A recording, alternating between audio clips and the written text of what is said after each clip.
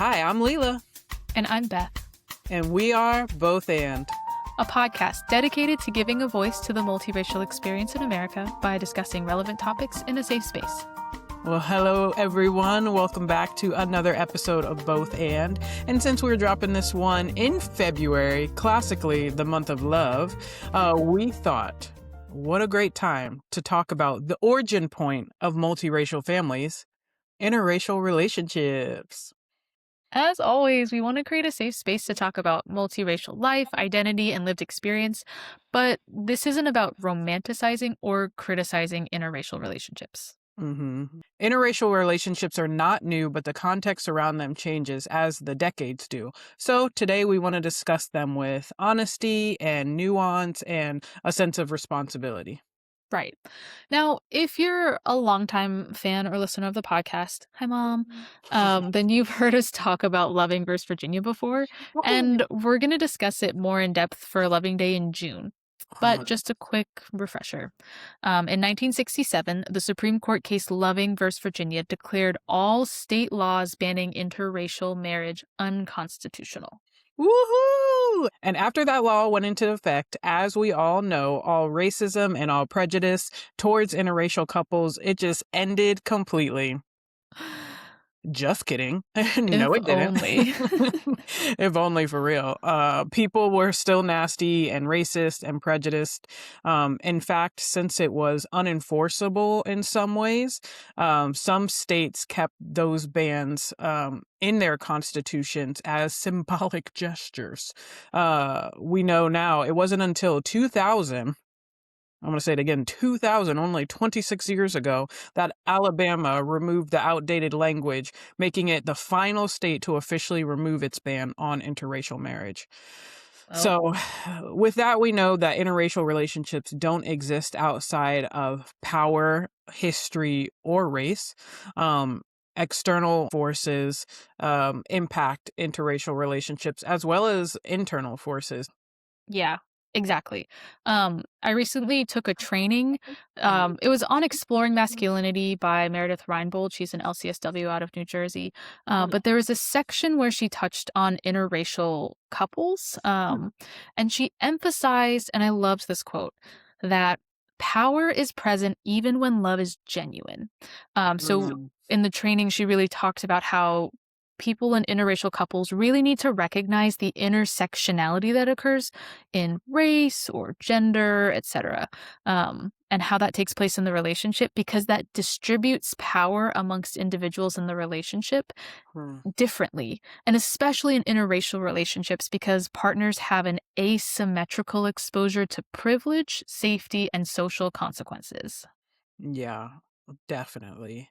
That is, I just want to say that line one more time. Power is present even when love is genuine. That is so good. And I think it's worth pointing out that this awareness of power, like, it isn't just theoretical. It shows up in how people move through the world together. When you're in a relationship where power, race, gender, and social safety aren't equally distributed, you don't just talk about that, you adapt to it. And I believe someone in the dominant culture would be who has never dated, dominant culture in America being whiteness, someone who's never dated outside of their race, they would be newer to that experience. If they haven't dated outside of their race before or their culture, and it actually reminds me of this experience I had with my dad one time.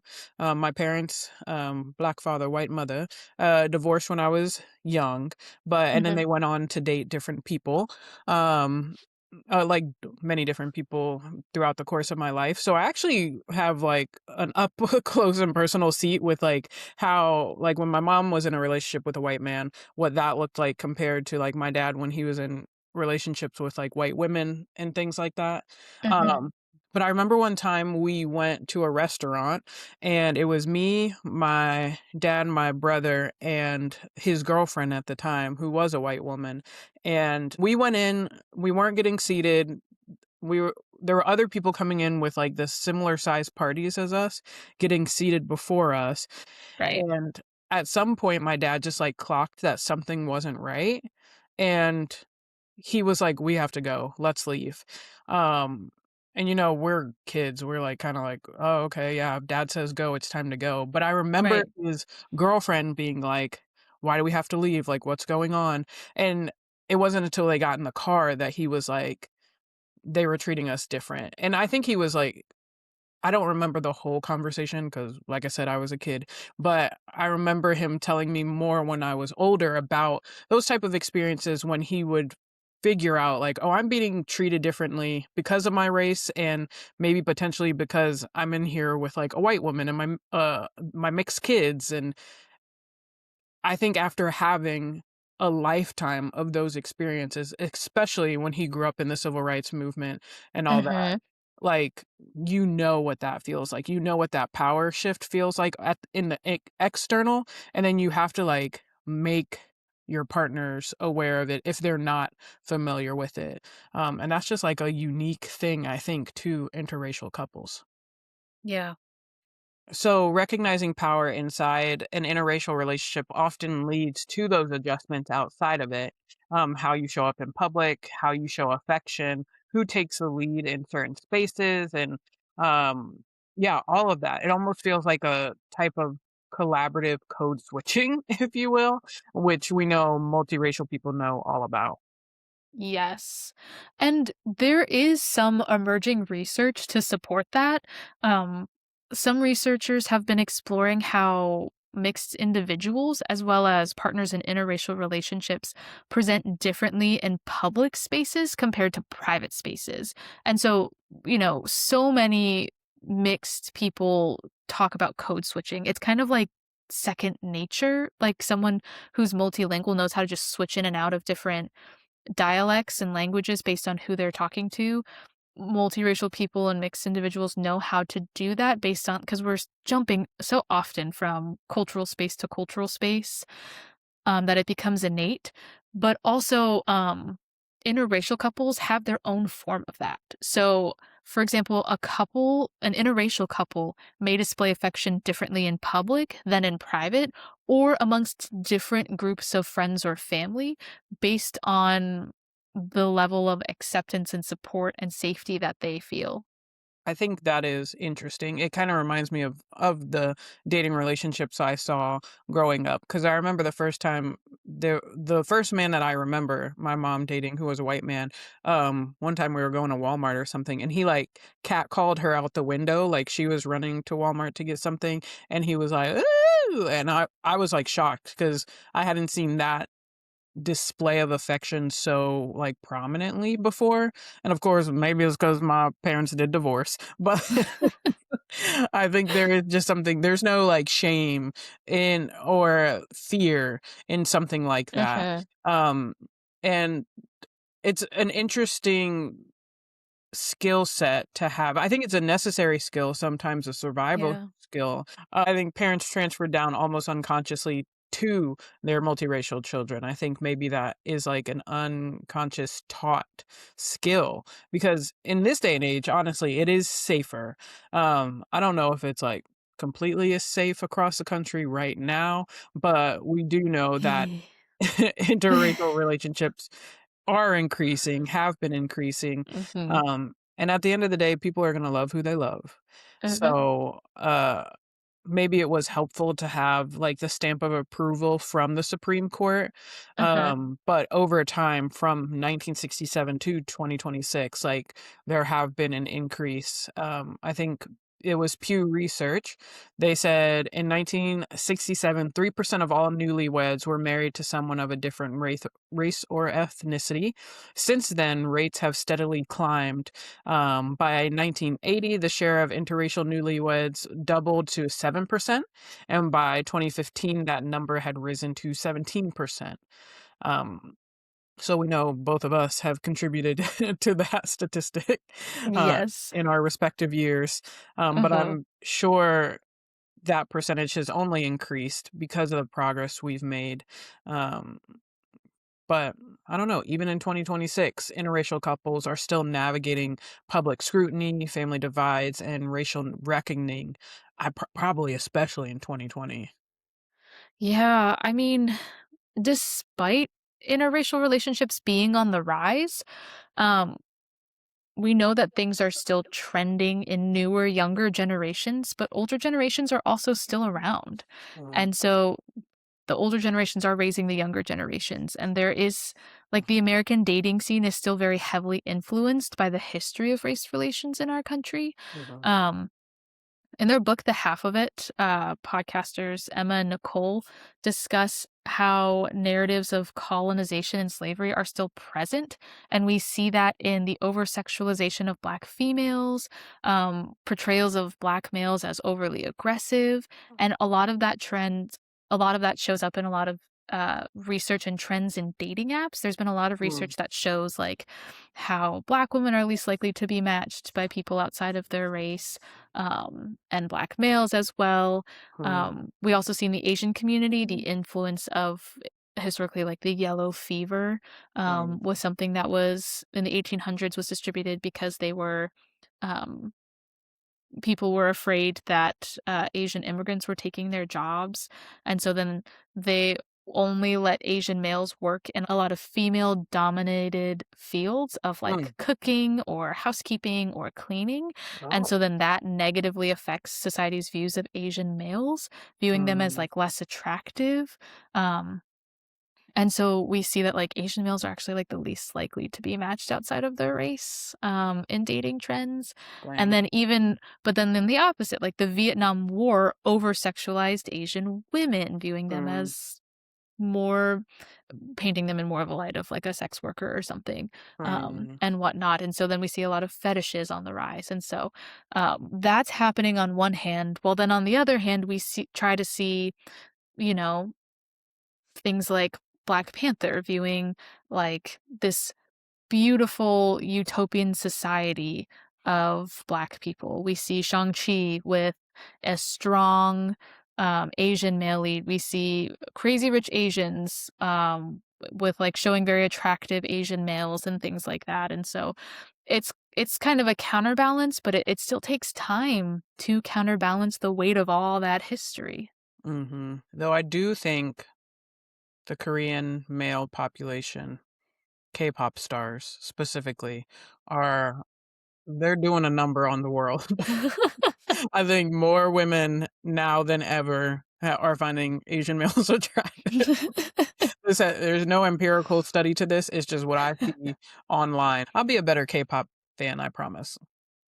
You don't have to promise, but either way, I think that does show how interracial couples do tend to kind of keep more of a pulse on current events and pop culture and things because a lot of minorities and therefore interracial couples and families tend to be more attuned to politics and what's going on in social spheres as a mean of Mm, self-protection. So they're aware of how society is viewing them, and mhm. then they know how to present themselves in public spaces or be prepared for various confrontations from people on the street, from friends, from family, etc. Yeah, and I think we just saw this really playing out on the national stage in politics with JD Vance, Usha Vance, his wife, because they are an interracial couple. JD Vance is white and Usha is Indian, born and raised in San Diego, I found out.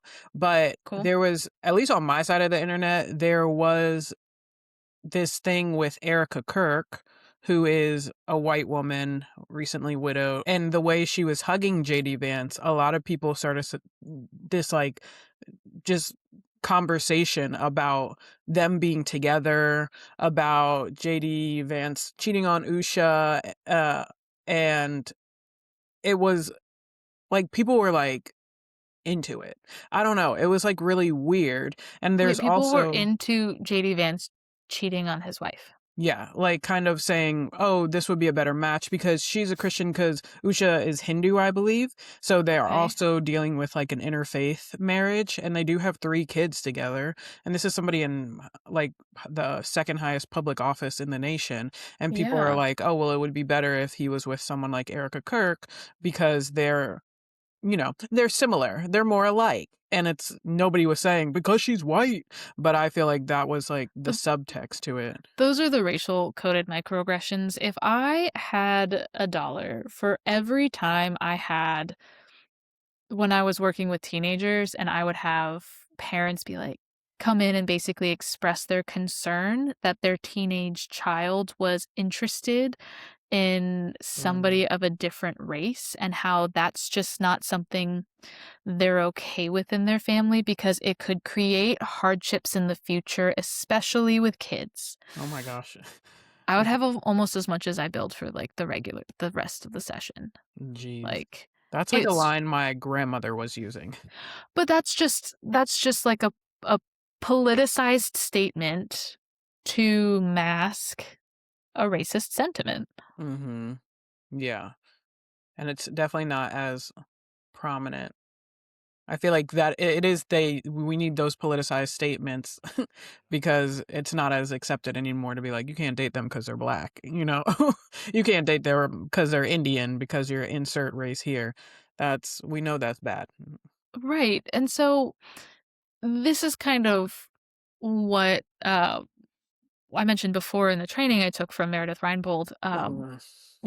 when she was talking about couples therapy for interracial couples, she encouraged therapists specifically to avoid collapsing into neutrality Mm, because a neutral stance often protects the person with more power.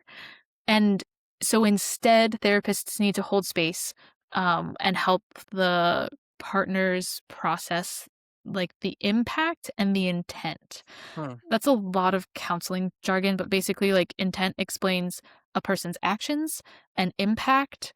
Um, but the impact of that behavior affects the level of trust in the relationship. So, mm, for example, like when white partners may unintentionally minimize or intellectualize racial harm, hmm, but so the intent is low, right? It's not malicious, it's mhm, benign, but there's still an impact on their partner, and so, therefore, on the relationship, and that needs to be explored and potentially repaired. And so, for parents to kids, that sentiment, like when people come to me, it's one of those like, okay, well, I there's no research for me to say that that would impact their mental health hmm, negatively in that capacity. What would impact their mental health is a lack of support and acceptance from their parents. mhm, Um, Research does show that the strength of a relationship comes from the strength of a support system. And so if you're not supporting your kid, I can see that negatively affecting them. But mhm.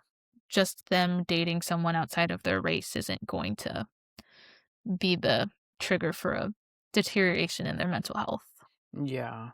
Especially I feel like if you do have a multiracial child and you have not taken the steps to, like, understand the role of race in society and how it impacts individuals, like, I it kind of feels like even if you were supportive but didn't believe me when I say, like, "I think somebody was being racist towards me." Like, I think Mhm. he was treating me different because of my skin color or whatever, or how I'm presenting culturally or that we don't have the research on it, but I could tell you it doesn't feel good where something's off. Something isn't right and you cannot find any other reason why it is that way, at least on the surface. I couldn't imagine having that like especially as a partner. There Mhm. have been times I've experienced in my parent relationship, but my mom is amazing and I love her so much. I don't think she's listening like your mom is, so shout out Miss Patty. But if my partner did that to me of like they didn't understand where I was coming from or didn't believe me even, just even Mm. because sometimes they're not gonna be able to understand, but not believe if I say this happened and I think this situation occurred, that would break my heart, and we probably Yeah. wouldn't be together too much Good longer, to thing be honest. good thing your husband's amazing and so He empathetic and supportive. Yes, he definitely is, and I love him so much, and I've heard stories of other people in his line of work who are in interracial relationships, and, there was one particular individual who probably doesn't listen to this podcast at all, but should Mm. because he loved to introduce his wife as my black wife whenever he would bring her up. He would be like, "Oh, well, my black wife says blah blah blah," and I feel like that's such a weird and kind of distorted version of borrowing privilege. hmm, Like, I never tell people when when I never do that. Like, my husband's black, mm-hmm, but we're how many minutes into this podcast and that came up? yeah, Like, I used to work in a environment that where the staff was majority black, hmm and during 2020 when there were a lot of racial tensions and whatnot, it only came up to people I was really close. Only the people I was really close with and friends outside of work knew my husband was black, but to all my other coworkers, that's not my in. You're not hmm you're not friends or coworkers with my husband, so his blackness means nothing for our relationship because you're in a relationship with a mixed Asian woman, hmm not with my black husband. yeah, So that wasn't relevant to this relationship, so it was just about me being an ally and a support in my own right. I hmm can't borrow that privilege to make a relationship with somebody else. That's not how yeah. that works. But I think some But people think that's how it works. it's not a pass. No, no, no, and honestly, his black wife needs to teach him that, but I'm sure she doesn't know he's doing that. Mhm. If they already don't have an awareness, if you don't teach them about, like, race, ethnicity, culture, then, like, they'll just keep going through the world with these preconceived notions, but it's even Yeah. more important, interracial couples, to teach their children. Like, if you don't teach your children about race, the world will. And this actually reminds me of another one of my dad's girlfriends who really thought the Madea movies were how Black people act. Oh, Maybe some, but, like, it's a not all. it's a Like dramatization. yeah, and I think it's meant to be funny, like, for people in the Black community who understand it, but she loved those Madea movies and loved referring to some of my aunties as Madea. So Okay. mhm, mhm, But that's the importance of, like, needing to have these conversations, and I know people say all the time, like, "I'm tired of being the teacher." mm, And I get it when that's outward facing, but when this is in your intimate relationship with your partner who you're in a committed relationship with, that's necessary. And that's even outside of race, like any kind of intersectionality that's important. But mhm, even then, like, s- if you don't teach that person that you're supposed to be the most intimate and vulnerable and open with, like, they're still just going to go about the world continuing on in this way. And that's going to trickle down. Like, if you guys have kids and whatnot, yeah, um, and you're not correcting or creating these boundaries or rewriting unhealthy narratives, that's going to affect your kids. Like, there's one study I found talked about how they polled um adults ages 18 to 29 mhm, mixed kids who grew up in interracial families, and they discussed how as adults they had internalized racist messages that they yeah, received from their extended family members who were reacting to the interracial marriage and therefore family that their parents didn't address or protect them from. And so now they're mm, walking around with all these internalized racist messages that are affecting their own identity development and self esteem and whatnot. And so even then, like that silence doesn't just brush it under the rug. It's kind of mhm, like I tell people all the time, like, in counseling and therapy, like, you can't just be quiet about it.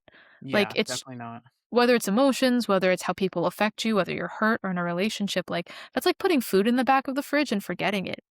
It's still rotting, it's still molding, it's still creating and breeding an unhealthy environment. And Mhm, so, if anything, like, silence is actually really detrimental to a relationship instead of actually talking about it, regardless of how uncomfortable or awkward it may be. yeah, because even if you do get into conflict over it, like, that conflict will bring communication, which will bring connection. Shout out to our campus ministry pastor from college because he said that. A And it has stuck with me ever since, and I Mhm. think in some of these instances, going a little bit more in the political realm or just like class type of stuff, these type of conversations we need to have, and Mhm. it begs the question, who doesn't want us to have these type of conversations? When people don't want us talking about race, when they don't want us talking about politics, when they don't want us talking about money even, why? Why is that? And I think it's because when you start talking about it and seeing how much we have in common and how we move through, even we have so much in common, even though we may move through the world differently or the world Mhm. may see us or treat us differently, Mhm. it you start to realize, wait, what is going on here? Why is that? Who did that? What's like, you start to connect all these dots. It's true. Again, shout out Meredith for this training. Because we talked about the history of the patriarchy in American society and how the patriarchy feeds off of containment because it Mm, needs productivity, right? It needs people to produce things to generate wealth because that's power in our capitalist society and how that like funnels upward to the top of the pyramid. But vulnerability and connection actually kind of dissipates that power because then if people feel connected, then they're communicating and then they're questioning, like, wait a minute, how do I feel about this? Do I have a moral, ethical dilemma with this? I need to mm, explore this. And then they're more likely to actually question authority.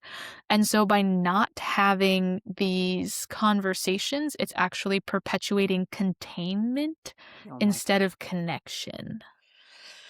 god. Of course. This Mhm. could be a whole podcast in and of itself, talking about these power structures and how they show up in our lives. Um, but to get it back to interracial relationships, I think you just have to be aware of those things. Like, you have to Yeah. talk about them. You have to, I think, even as you're if you are in a partnership that wants children, like, if you are, just say, I'm a white mother, like, you have to put practices in place to try to understand, like, what your multiracial child will eventually be walking into in the world. Hmm. And I know we found, actually, there was one study that gave great examples of proactive practices for mothers and fathers. Because, let's let the That's right. men do it too, even though the study was just on moms. But to understand Black culture and biracial identity better, some of the mothers relied on books, films, acquaintances, and other resources. Several of them elected to live in neighborhoods and have their children attend schools that were more diverse. And I feel like putting yourself in those diverse environments, which we are Hmm. advocates of, that Hmm. is where you communicate with people who are different than you and connect with them in a place where maybe you wouldn't have if you were in a monoracial community or whatever. Like, Hmm. all of that is so important across race and even across, like, I would say, because of what's going on, like, across immigration status, across sexual identity, like, any across religion, like, Right. connect with those people. Like, don't just Yeah. believe what maybe the news is telling you about them. Get in those spaces. Yeah. I mean, I personally do a lot of those practices, um, of like, I just read a book about mother to son, letters on race and identity, Mm, from a black mother to her black sons. okay. Um, because I'm like, I don't know what it's like to be a black man in America. Now, also, my kids are mixed. And so I also talk to you, Auntie, a lot about like, hey, you're mixed. You have insight into moving about this world a little more nuanced than even their dad, who's Mhm. monoracial black.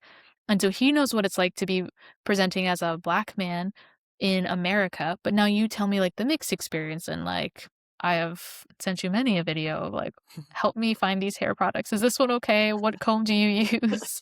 And 'Cause that's I'd what rather I'd rather learn, you know? I can't connect. I don't have that same experience, but that doesn't mean that I would never let myself be in the way of trying to meet my kids' needs. yeah, And so recognizing I have to go outside of myself to do that, sure, fine, it will takes a do. village, as It they takes a say. village. But because if you don't teach your kids about race, ethnicity, or culture, and you don't have those conversations, the world's gonna do it. It is gonna do it. Yeah. Mm, So, but even as you said before, like there's so many points of intersectionality, right? Interracial couples don't mean that the relationship only blends race. mhm. Um, people have intersections of gender, religion, socioeconomic status, et cetera, and all of that affects the relationship. Um, and so when we were researching for recording tonight, we had sent out some feelers to our community, and a couple people asked, like, "Hey, can you talk about interracial relationships in the queer community?" And I said, "Okay, I'll try," because neither of us are queer. Mhm, And so we are happy to bring awareness to this intersection, but we mhm, are not going to ever act or assume that we are authorities on this. Um, mhm. But as what I did makers of safe spaces, if somebody is out exactly. there is doing it, eh, keep doing it. Keep doing That's it, right. whoever's doing it. And if and when we find that, we're happy to connect you to those sources and those places. Mhm, Um, but a lot of what I found is that, surprise to no one, interracial couples in the queer community are still widely understudied in academic spheres. mm. Um, but what little studies do exist acknowledge that there are higher rates of interracial relationships within the queer community. Alright, queer Um, community, keep it going. and so we had one listener who shared his experience as a mixed individual who is in interracial queer relationships, say Mhm, that that's in his experience, he has seen a lot of that in his queer communities where he is in the country. Um, and so, way to go. But mhm, a lot of there is an increase of same-sex interracial families in America. Um, and a few studies explored how gender roles are portrayed differently in the household to children based on the racial backgrounds of the parents. There's also differences in public and private presentations of same-sex interracial couples similar to heterosexual interracial couples. mm, So, for example, an interracial heterosexual couple tend to downplay public displays of affection but differently than same-sex interracial couples who sometimes try to pass as friends, but mm, at the end of the day, both are attempts at, like, being a protective factor in public. mhm, Um, Same-sex interracial couples do have to cope with the stress of both being a minority racial status as well as a minority sexual status, though. mhm, So there is additional pressure for queer individuals in interracial relationships to prove both their racial identity and their sexual identity, because they do experience gatekeeping from multiple communities. And mhm, that's a whole other thing that we could go down a rabbit hole about. Um, and that gatekeeping, I saw a post that talked about like, hey, I'm biracial and I'm bisexual. And so like there's a lot of people forcing me to pick one, one race, oh, one gender to be attracted to or date. Um, and mhm, one of the listeners, who's mixed and queer, um, identifies as bisexual and was like, "Yeah, I really relate to that." We actually had a really interesting dialogue about that. mhm, Um, but either way, like that marginalization is something that the partners needed to be able to discuss in private spaces in order to fortify that like intent and impact and mhm, strengthen their relationship. And there was one like whole dissertation that did a study on how having those helpful conversations and being able to like reduce conflict in private spaces led them to having more relational satisfaction. Um, mhm, but yes, I do think one thing I found interesting was how um, in the queer community there was a lot of the main topic of discussion, obviously, was discussion on like issues for the queer community and that marginalization that they experience. But unfortunately, some of the racial minorities in that space noted in this study that there was little room to acknowledge the marginalization of race. mhm, Um, so race relations still do permeate the queer community and can influence like types and fetishes and dating spheres and whatnot as well. And so I think like the big takeaway is just like continuing, like recognizing like public presenting is one thing, like we can only influence greater society like, in the ripple butterfly effects of our own spheres of influence, but, like mhm, so that public facing is gonna be harder, you're gonna need more of those protective factors and things, yeah, like we talked about, but these private spaces, these safe places, having these discussions and talking about race is what's gonna be so important and necessary to strengthen these interracial relationships of any intersection. mhm, yeah. I agree. And I think as, both of us products of interracial relationships, like we are not accidents of love. We are the Mm-mm. future that it creates.